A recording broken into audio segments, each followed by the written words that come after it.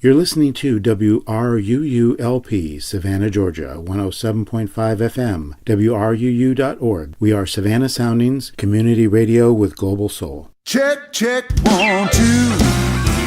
Look like a little country, some rock and roll and blues. 'Cause we sure love playing for good people like you. Let me know if you can hear me. Check, check, 1, 2. Welcome to Music Local and Sustainable, the radio show that features discussions with and the music of local musicians. I am your host, Dave Lake. Tonight we have Ben-Keiser. You may know Ben as lead guitarist of the Danielle Hicks Band, The Resistance, or as leader of his own band, the Ben-Keiser Band. Or if you just love blues, you've probably run into him someplace. Welcome, Ben-Keiser. Thank you for having me. Let's just give everybody an idea of how you got to this point musically. What's your musical journey? Well, I originally moved down to Savannah 6 years ago from Pennsylvania, where I grew up. And I got a guitar when I was 13. Took lessons for a couple months and got to meet a couple other guitarists. But I was really fortunate at that point. It was right when YouTube and the internet was becoming pretty available, and really give all the credit just to finding music on there and finding tutorials and stuff like that. Never really had any instruction. I'm basically self-taught and started playing in bars when I was 14, I think, which was always entertaining because I could sit on the side of the stage in between sets because I couldn't be actually in the bar. I had to have my mom pick me up and drop me off. So I did that through high school, and then had a band in college, and we just sort of played on weekends. We would go into Ocean City, Jersey, and play in the bars. Bar called Yesterdays, we played a good bit. And then really, as soon as I finished school, I bought a car and moved down here just sort of on a whim after visiting over Christmas break once. And I've been down here ever since. Just, started out just doing open mics, and then started doing the sideman thing, filling in with people. And then a couple of years ago, I threw my own band together, and that's basically how I've gotten to this point. Some studio session stuff and a lot of sideman guitar gigs, and then solo stuff, and then stuff with my band, and that's usually how I keep busy. Is there much of a music scene in Philly that you could be in? Or? So really, when I was there, it was very sparse. It wasn't, like a full-time gig at that point. But I have a friend, saxophone player that used to live in Savannah named Mike Lombard. It has a band called the Royal Noise, and he moved up to Philly to play it. It seems like he keeps pretty busy. So I think there's a lot of work up there, just from what I've seen. Have you played blues all along? Yes, I think by the time I started playing in bars, I think I really knew that it was blues, but that progression or formula, I was already playing, and it was always convenient because it was something that everyone already knew the form for it, so, you could just be random people up there. So I started off doing it pretty early. We did classic rock, stuff like that, but basically by the time I was 15, I started to really looking at the history of it and, finding the ones that I really liked and the guitarists that I really liked and seeing, how that sort of extrapolated into the rock scene. Are there particular guitar techniques that are unique to the blues? Yeah, I think so. I mean, you have really in that 50s, 60s, there's a lot of individual voices you'll hear. A lot of stuff people use all the time they don't really know. Alan Wolf, who wasn't much of a guitarist, would always do that sort of...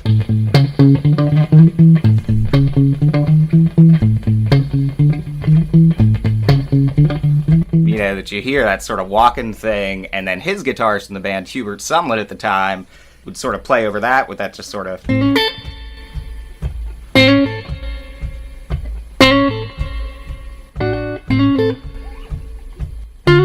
there's that sort of sparse picking, so when you combine them...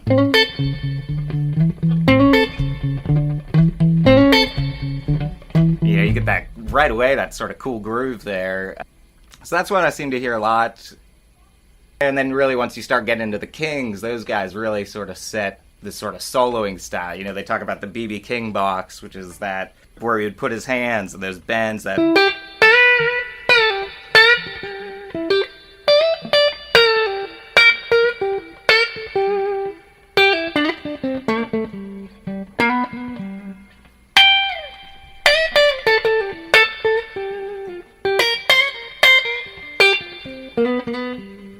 You know, that very sort of tasteful bending where he was, in his mind, he said he was trying to get the sound of a Hawaiian slide player. But that's how he got that beautiful, sort of iconic...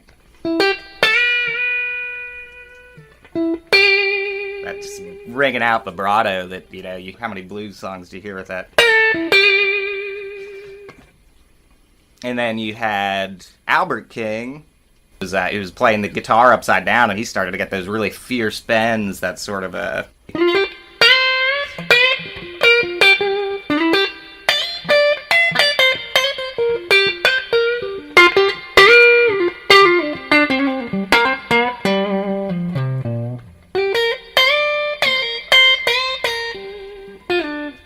Freddie King, too, had those really sort of bombastic bends and stuff like that. So those are the three guys that I think sort of set the foundation for it. And then you had guys coming in after that, like Buddy Guy, who started to get a little more sort of pre-psychedelic guitar, where he would do those big bends and stuff like that. And then he started to do that sort of quirky blues licks, sort of chromatic licks, like these...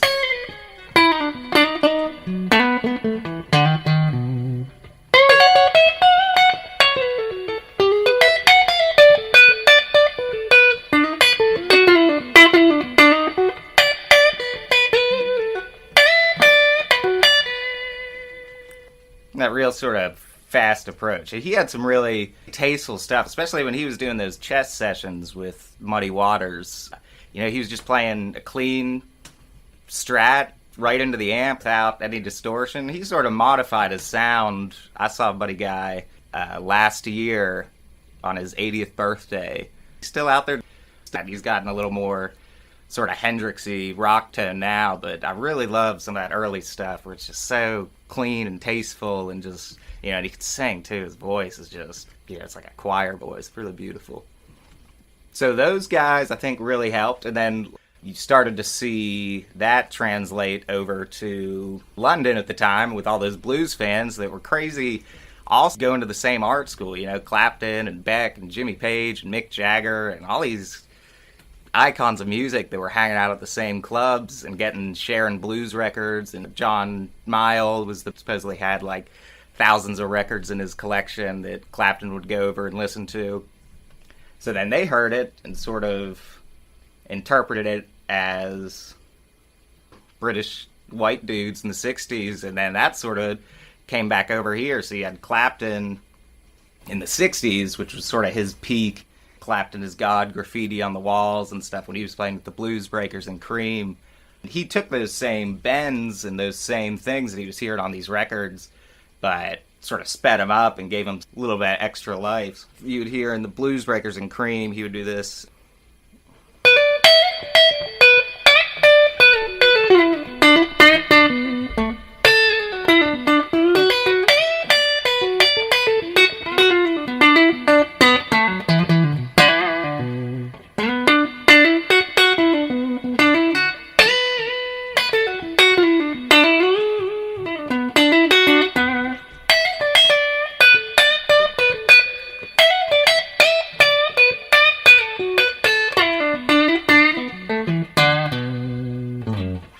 Playing on a Gibson through big Marshall amps. It's a little bit of a different tone, but, you know, he just sort of added that aggression to it. And then at the same time, you had Jeff Beck, who came in and replaced him in the Yardbirds, who added that sort of quirkiness to it, and would always play slightly out of tune, even before he was doing the whammy bar stuff, and do these bend into it from a minor into a major, so like a...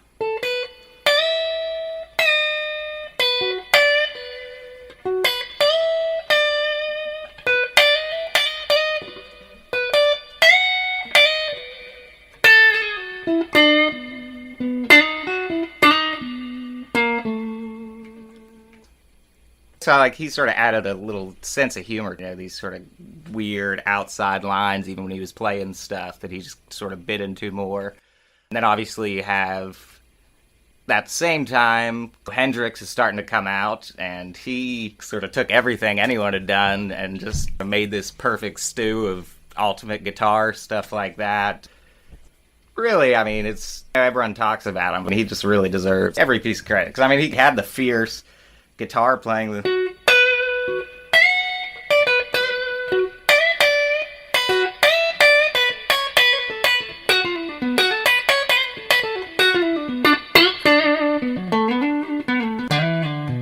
the big soulful blues playing, but then his rhythm stuff was just so good. Just...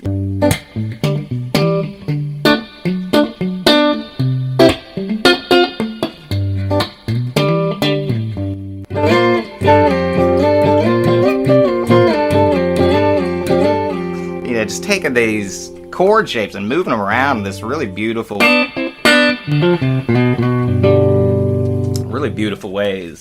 He was, they sort of talk about how he just sort of came and, made everyone not think they were as good. Clapton talks about how he was, first time he heard Hendrix, he was crying in the cab on the way home because he thought he wouldn't be able to find work. Beck, he contemplated retirement. He said he was just going to work on cars because they were just like, who's going to want to listen to us at this point? And I mean, there were so many good musicians from that point, from that side and over here.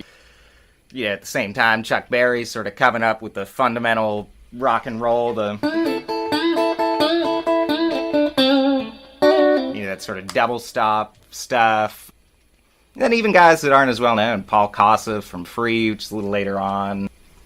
Jimmy Page, obviously, he sort of added in that. He took blues, but he made it sort of like exotic, mystic sounding blues songs, where instead of it just being sort of, they were taking those minor chords.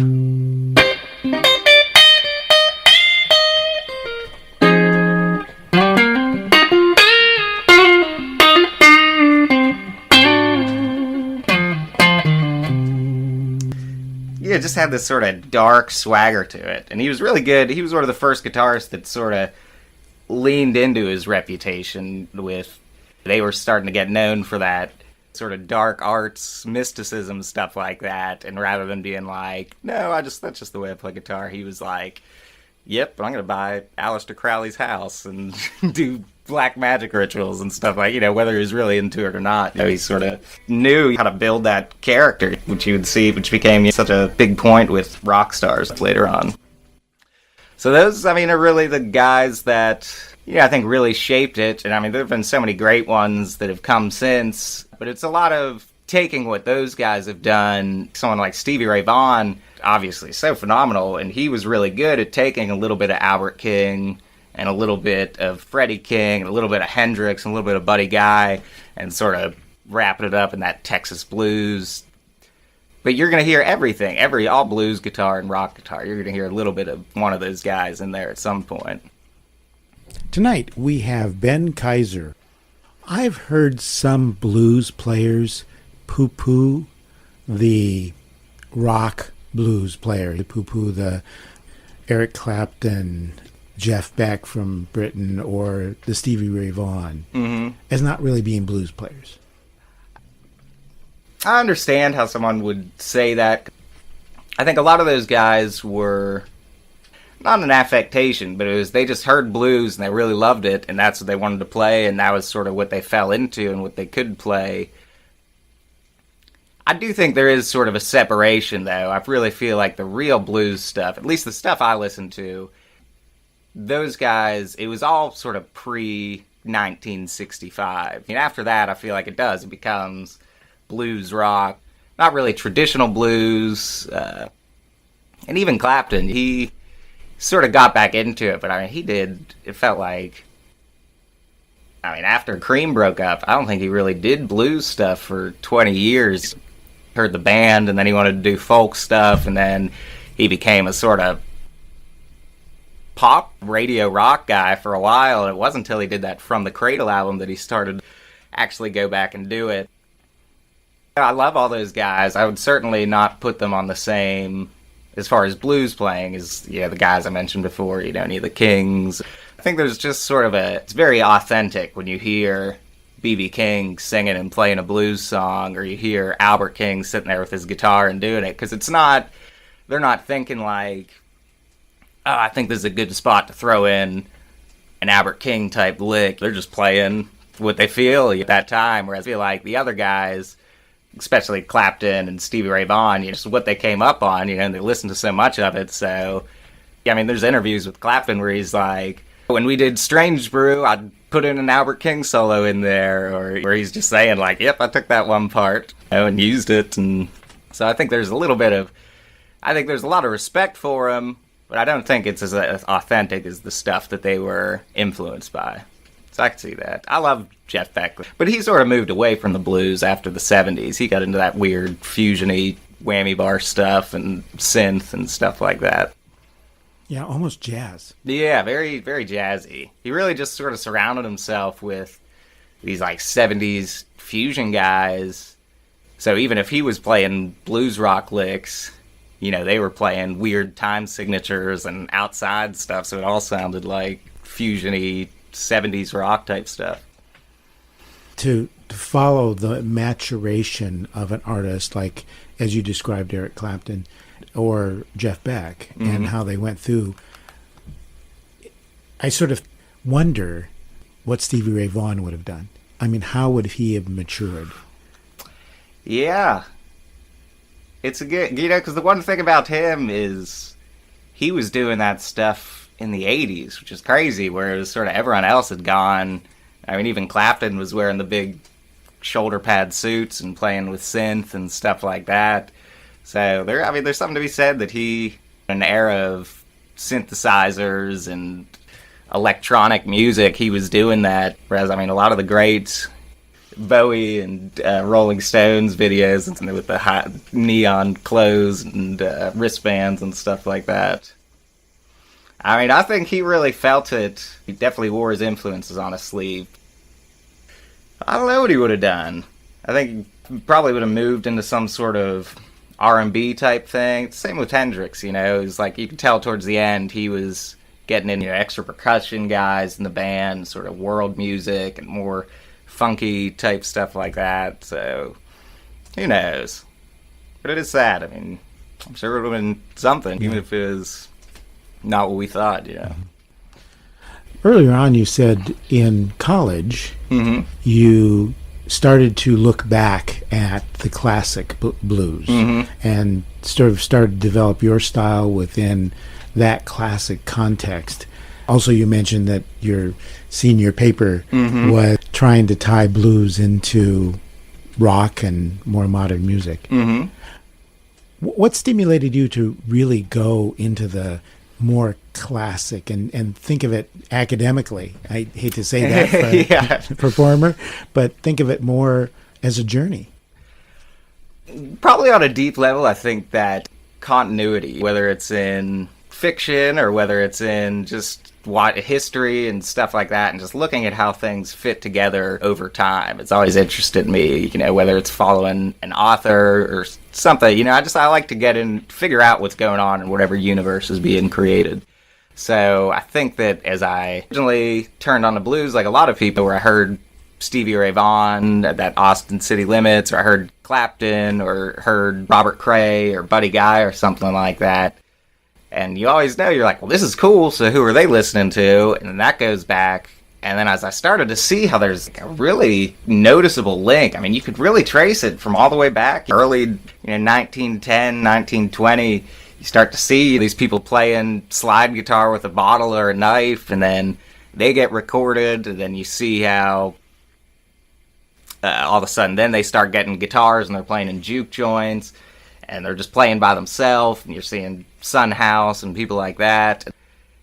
Son House is playing at a bar, and Robert Johnson comes in one time, and Son House sort of shoos him away and is like, you know what you're doing, get out of here. And then Robert Johnson goes away and comes back a year later, and then all of a sudden he's playing the Robert Johnson stuff. And then you sort of have that folk blues where they were just trying to get people to dance with John Lee Hooker. And the part that interests me the most is where you take that Delta blues that is really the bedrock of it, And you see those guys moving to Chicago after World War II, so you see someone that started in the Delta, like Muddy Waters or Howlin' Wolf, and then they move to Chicago and get electric instruments, and then that's really where it starts. I was talking about the Buddy Guy stuff and the Hubert Sumlin stuff. I mean, there's just the tones on those albums and the songs, all the stuff that Chess Records was doing. It's so cool. It's probably my favorite era of blues music. So when you see the line, and then, you know, obviously we were talking about how then those albums get sent to London, and then, or over here, Chuck Berry starts playing stuff like that, then Elvis hears it, and then Elvis starts playing stuff like that. And there's a very noticeable line that you see traces through it. So the more that I started to go back, the more I kept finding awesome music. It makes sense the further back you go. Really traces into the stuff we're still listening to. You still hear influences from stuff 100 years old. Tonight we have Ben-Keiser. Now, do you find people, particularly those who are sort of into the popular, the rock and roll, sort of look at you sort of strange and say, why? Why do you do this? It is strange. Like I said, there's always the fear of it, someone looking at it as an affectation of being like, that guy's not really playing the blues, that guy's not really feeling it, he's just sort of doing a homage or something like that. That's part of the reason why I would go back, is because start to feel cheesy if you're not really feeling it. Just like, what am I even doing here? You know, so you gotta keep going back and sort of refilling your level of inspiration about it and realizing why it's something you love. I love blues, and then I love how blues stuff leads into all the gospel and R&B and some jazzier stuff that came after that. So, I mean, all of that, I feel like it's all sort of from the same family. So, I mean, you can play a blues song, and if you're feeling low down and dirty, you can play it like that. Then if you're feeling sort of jazzy and funky, you can play it like that too. So I love the openness of it. That's how I try to think about it, to make it feel fresh every time. It's interesting that you return back to the roots on occasion. I had a musician describe it as filling your gas tank. You have to fill your psychic gas tank or your musical gas tank by going back to the roots of the music and filling it up there by listening to it. And that will then allow you to drive on. Yeah, I think that's a good way to put it. When you go back and listen to it, and you sort of see why you get into it in the first place.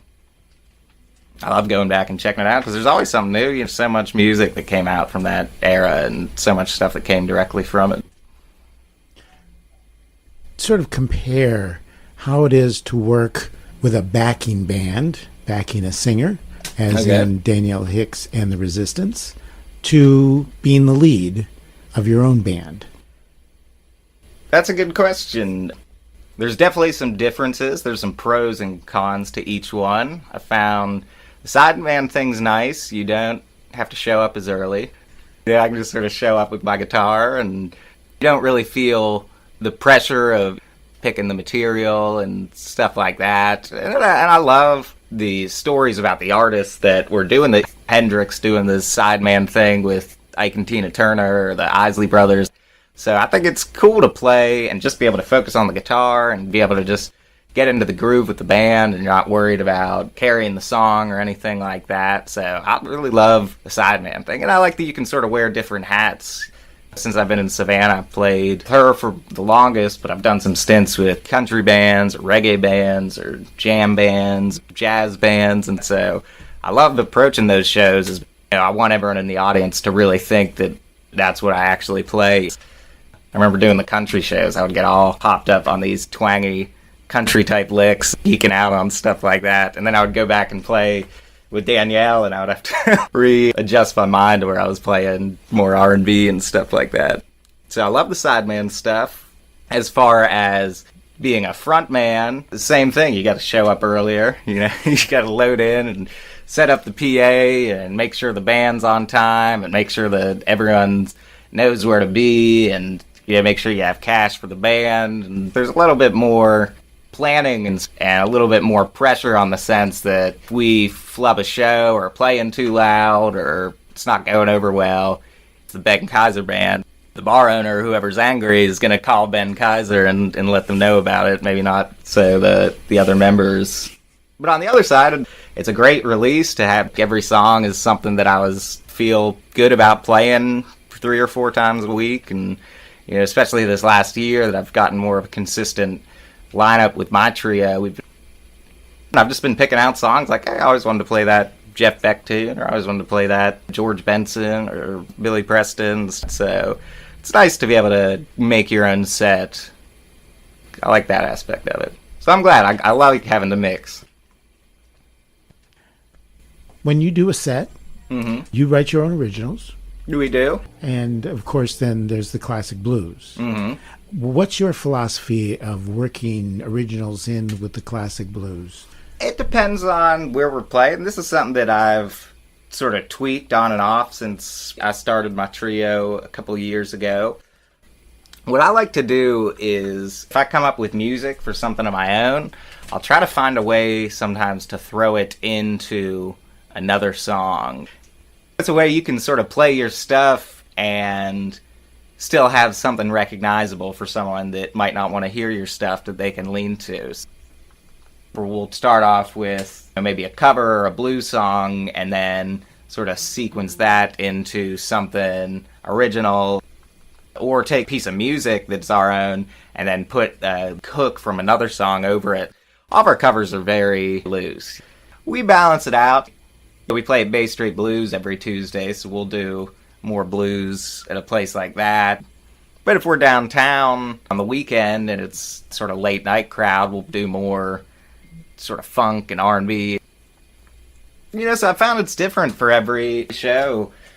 But that's a good thing about having those songs that sort of sequence into the other is, we can play a blues song and then turn it into one of ours and then go back to the other one if we want to, or we can play a funk song and go into one of ours and go back out of it.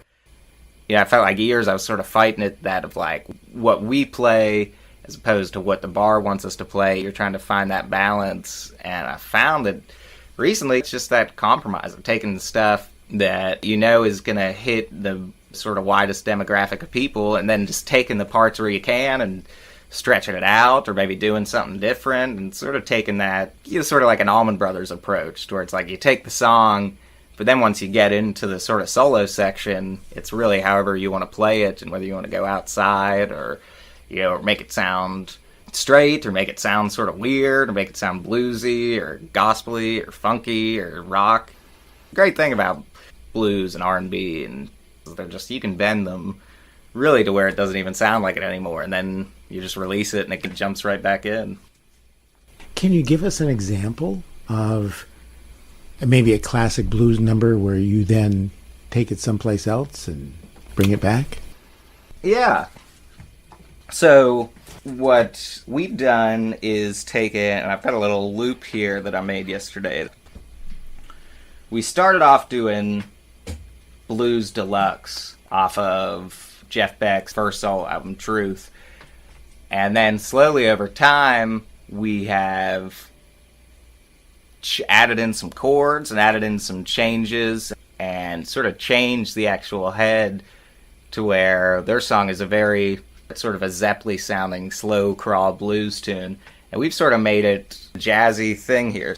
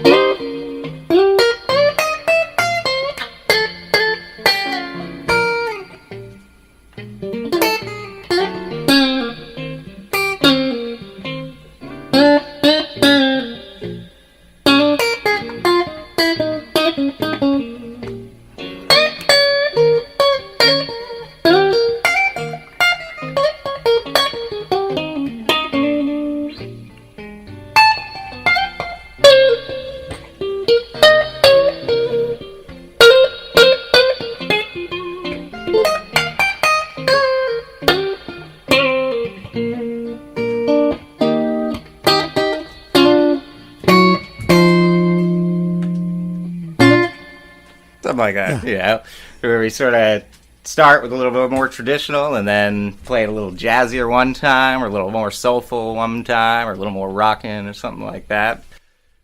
Well, that's usually our warm-up, call it our taking the temperature.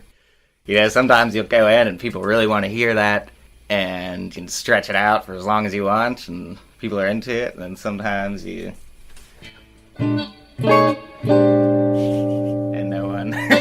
silence. You're like, all right, well, let's add some BPMs onto it. You're listening to WRUULP, Savannah, Georgia, 107.5 FM, WRUU.org. We are Savannah Soundings, community radio with global soul. If you enjoy our programming on WRUULP, please support the station with a donation. As an individual, you can give any amount, become a basic station member, or become a serious fan of the station. To check out membership rates and to donate to the station, go to www.wruu.org/individual and select to donate monthly or subscribe to an annual membership. Again, to donate to the station, go to www.wruu.org/individual and select to donate monthly or subscribe to an annual membership. Thank you for listening to and supporting WRUULP. The Savannah Bicycle Campaign has published a free cycling guide and map. The Bike SAV map contains downtown and county-wide maps, tips for safe cycling, and overview of state and local laws relevant to bicycling. The guides are available at local bike stores and other businesses, at City Hall, and online at bicyclecampaign.org/routes. Print copies available by emailing info@bicyclecampaign.org.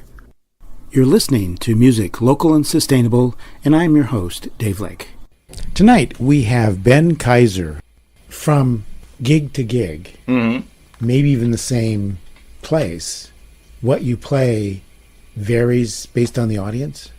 Yeah, I think there's certain songs that I think that whether we like them the most, they seem to have the good reception that we'll usually do, or even if playing in Savannah, a lot of musicians play in a couple different bands, so sometimes I got a different drummer or bass player. A couple weeks ago I had 7 shows, and I think I had 7 different rhythm sections, so there's that aspect of what do we all know here, what's the shared vocabulary. So there's certain stuff that we play that we'll usually do, but there's also some things where it's sometimes people really do want that Hoochie Coochie Man or Champagne and Reefer, or those old sort of swanky Muddy Waters stuff. But then sometimes you're playing at a club and they want to hear dance music and they want it to be upbeat and funky and stuff like that, so we'll maybe substitute those songs and dig into some Isley Brothers and stuff like that. Using that sense of 7 gigs and 7 rhythm sections. Do you find that most musicians around town will be able to easily move into each of those sort of spheres? You know, go the R&B route, go the more dance route, versus go on the really get down and dirty Mississippi blues? I've got a lot of respect for blues bass players and drummers, because it really is, it's a very finesse-based style of playing. It's not flashy and it's not busy, I'm sure some bassists would say that it's not as exciting, but there is a really, as sort of walking bass lines, and I mean, it's not easy to pull off.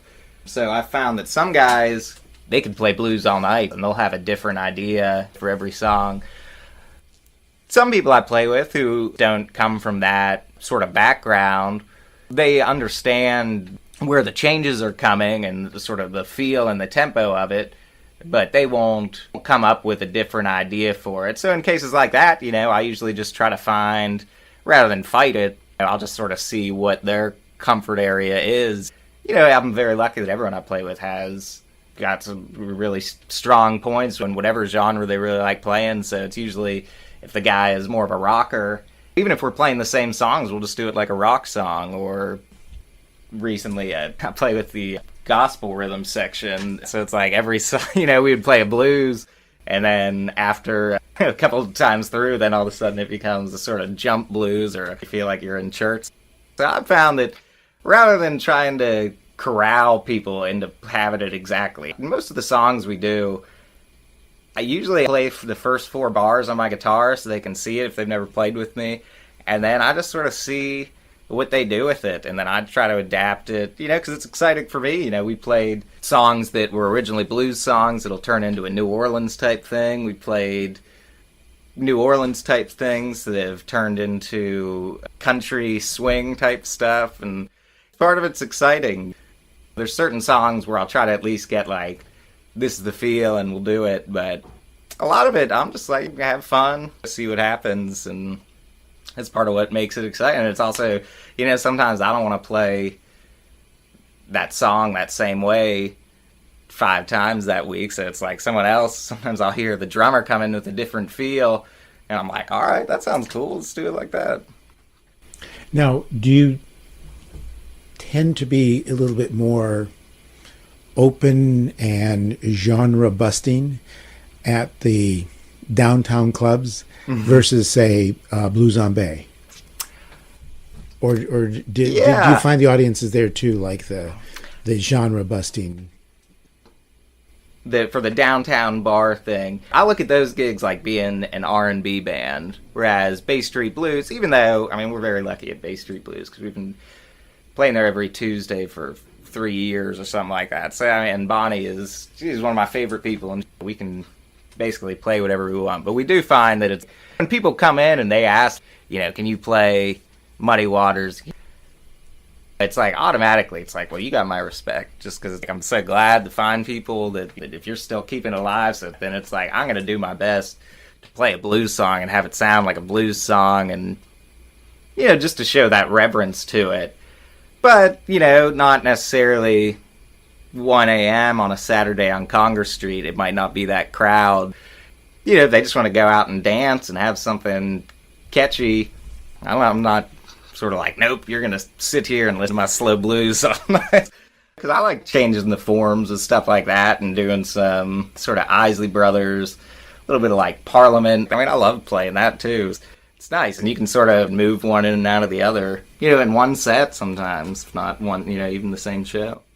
For listeners who aren't as familiar with those dichotomies, can you give an example of, say, a classic blues, and then give it more an Isley Brothers touch or a more Parliament touch, so the audience can compare and contrast? So this is one that we've been doing.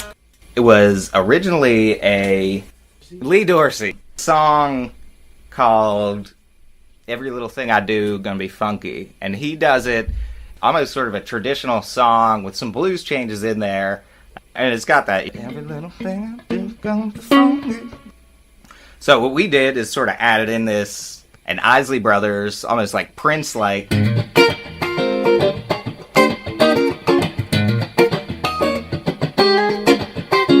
What we'll do is then take that, and then I'll just play the head. Sometimes I'll put some wah on it or something like that, and then do the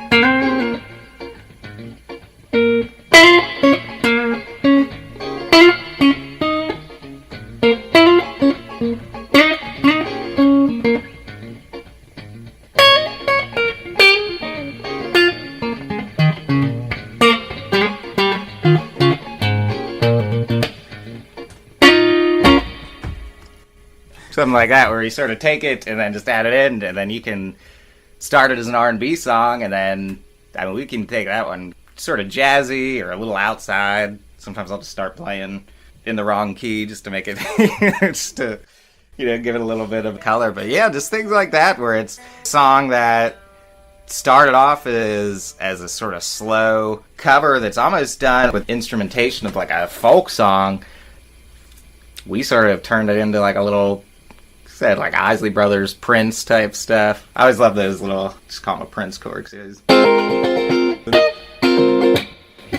I love those little, you know, just that sort of funk strum, and that's really, and that was, the Isley Brothers were so good at those, that sort of picking. I don't have a pick with me, so I'm just doing it with my fingers, but that.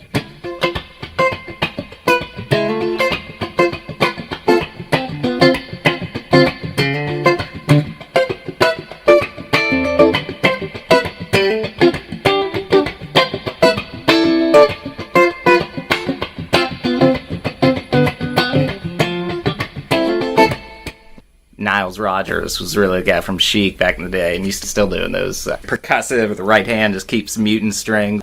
So what I like to do is take any song and then sort of turn it into a Niles Rodgers-esque funk thing. Sometimes I gotta be like, well, I don't know if we need to do Albert King tune like a Chic would. And I like that because it's a fun song, and you can play. I sort of will do the head from that song on there, and then I'll start with the Jeff Beck over it, or I'll do a little bit of Marvin Gaye, or I'm just sort of playing the head on the guitar. Even if I've never played with someone before, it's really just one chord for as long as you want it to go, and then just whatever you add on to it. So it's something where it's easy if you're playing with a new group of people, but the more you dig into it, the more you find you can just hit a lot of different styles in there. Tonight we have Ben-Keiser. Some people may not be familiar with some terms you've used. You used jump blues. Jump blues, yes. What do you mean by that? I guess jump blues is like an up-tempo, gospel-y type sounding.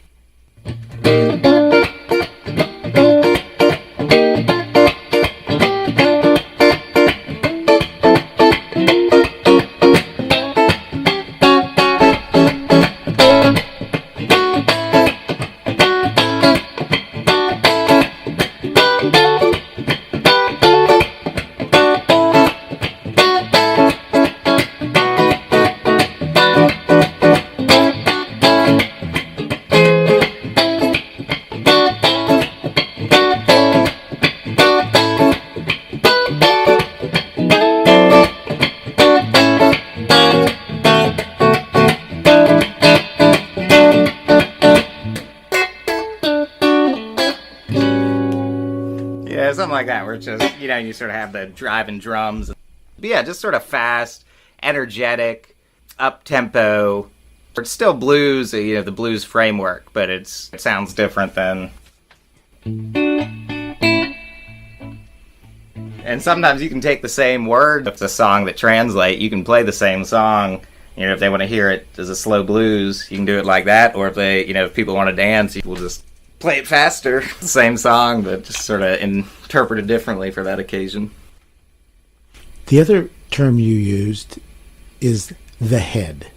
What do you mean by the head? The head is just the main melody of a tune. So...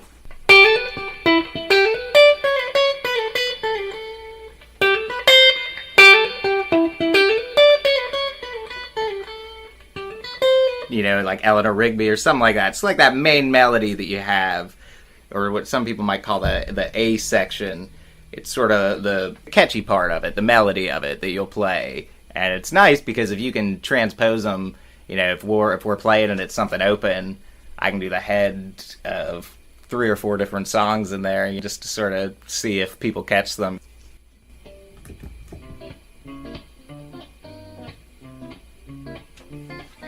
So like something like this, when I get like a jazz gig, sort of traditional jazz progression, and I'll sort of come in doing...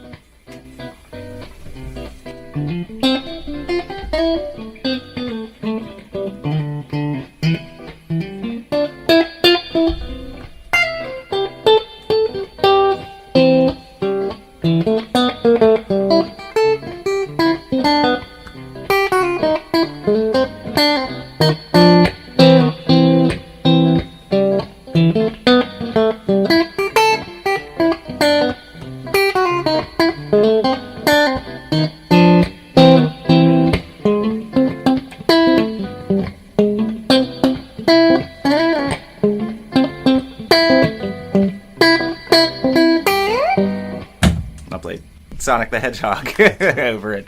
So yeah, I like that. I'll try to find melodies to songs that we can fit over chord progressions to other songs and sort of fit them together. There's a jam band called Humphreys McGee, and they do a lot of mashups type stuff where you like take one song and then in between you start teasing something from another song. And I've tried to do that because you find there's so many common chord progressions and shared things in music. We'll do a little Eleanor Rigby tease in Use Me by Bill Withers, and it sort of fits over the same progression, because you'll hear there's Aretha Franklin does a cover of Eleanor Rigby using the same chords from Use Me by Bill Withers. Or we'll do Thank You by Sly and the Family Stone, and it's such an open progression, and sometimes I'll do Purple Haze or Voodoo Child or Walk This Way. I mean, it's really because it's got that, it's got that drum beat in it. I think part of that is just, it's a joke for the band. It's something they haven't heard before. They give you a look, or I'll play the Sonic the Hedgehog thing, and you'll sort of see someone look over like, is that song from that Sega game? So I guess it's a mix of a little treat for people paying attention and also just something to entertain yourself. Well, let's talk about a couple of your originals. All right. Let's talk about Honeybee. Yes. And so the first question that comes to mind, that you were on a recent album that was just released called Honey. Yes. Is there any relationship between Honey and Honeybee? There is. You might even say that there's some collusion there. The song was written for my girlfriend, Kate, who works for Savannah Bee Company, which is a Savannah-based honey product retailer. So that song was my first attempt at writing a love song or a happy song to dedicate to someone, because you can't be like, I wrote this song for you, and then play a You Done Me Wrong, Baby type blues tune or something like that. So, well, the music I came up for thinking about her, specifically when they opened a store in Orlando right when we started dating. So I was driving back and forth a lot As we were just starting out and, trying to make sure to stay in contact. So a lot of the song was based on driving down 95 at 2 in the morning to go see her for a couple days before I come back for a gig. So the words came to me separately, and then the music was another one that sort of got adapted. We were playing a sort of a Bo Diddley type song. He's got that. And then we did that as a New Orleans type groove over that and started playing it like that for a while. And then when we actually went into the studio, we had a different drummer playing on it, and he played it as a sort of country swing type thing. So then in turn, I sort of played it. I started doing like some rockabilly type country lick. So it was a very much collaborative thing where we just sort of play it and then play it again a month later, and then by the time we got to the studio it was different, but it's a happy song. Fortunate enough that Savannah Bee was licensing some music for their advertising, and it was a very easy sell to I guess that's probably where the collusion comes in.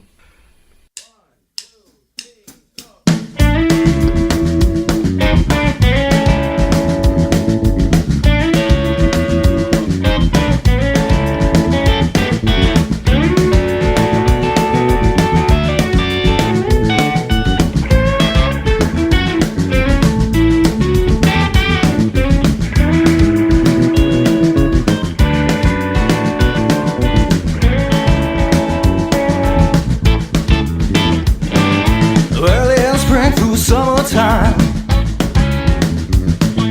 buzzing around you on my mind. I love that chili, won't you bring it on home? Just one taste, keep me going strong. I love it one time, make you understand. I'll be your girl, I'll be your man. I can't resist what you're putting down. Stop to shake when you come around.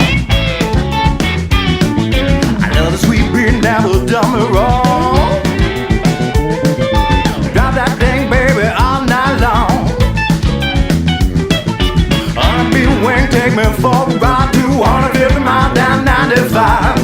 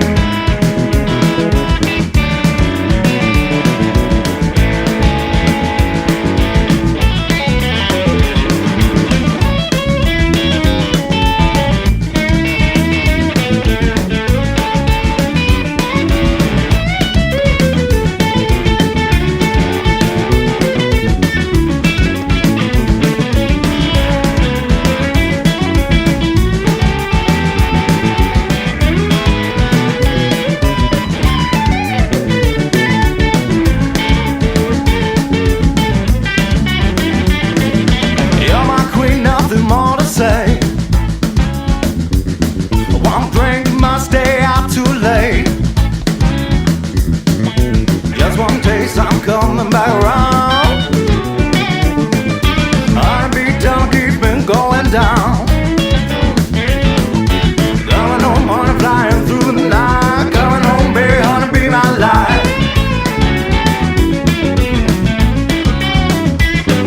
Coming home, honey, flying through the night. Coming home, baby, honey, be my life. Tonight we have Ben-Keiser. So what was the origin of Who You Trying to Fool? Who You Trying to Fool was inspired originally by Isley Brothers' framework for their songs that sort of feel how it's just this funky head to the song, and then they sort of had it differently to where it's a lot of times they'll do chorus, then verse. So it's sort of switch, whereas a lot of times you have the verse come in leading into the chorus. So it was sort of a tribute to them, and then as we recorded it, we added some layers. first, we sort of took advantage of the studio, so I put in some other guitars and some effects to it and layered some of the vocals. So it came out almost sound a little more modern than we had originally started playing it. It's a very fun song. I like especially what John and Larry are doing in the rhythm section.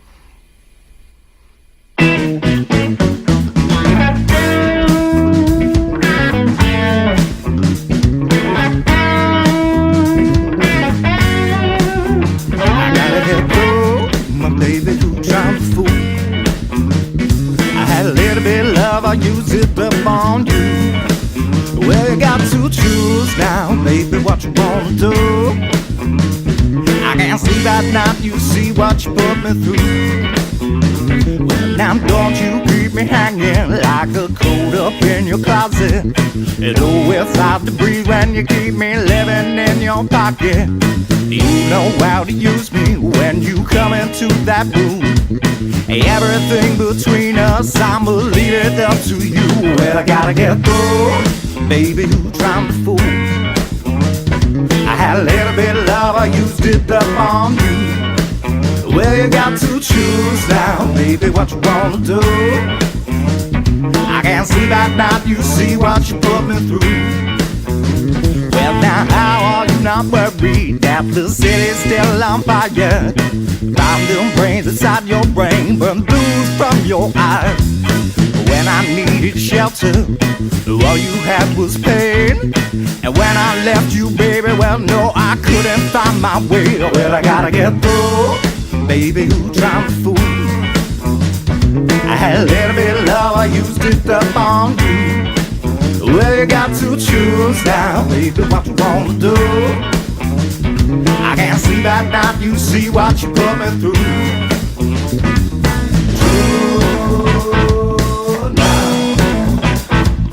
True.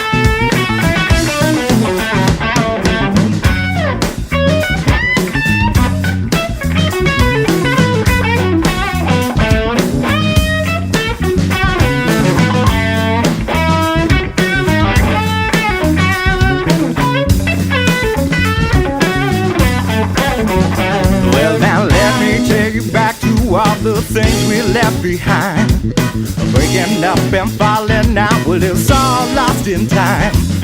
When I wanted freedom, well, all you had was strain. If you wanted out now, well, now all you had to say, well, I gotta get through, baby, who trying to fool? Gotta get through, baby, who trying to fool? I gotta get through, baby, who trying to fool? I gotta get through, baby, who trying to fool?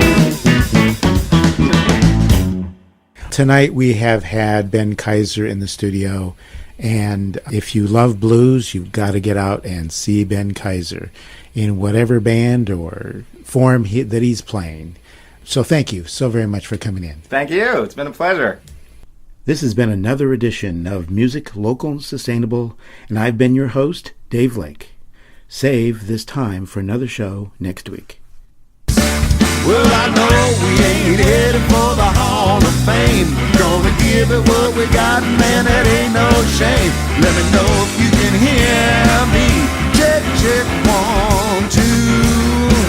Let me know if you can hear me.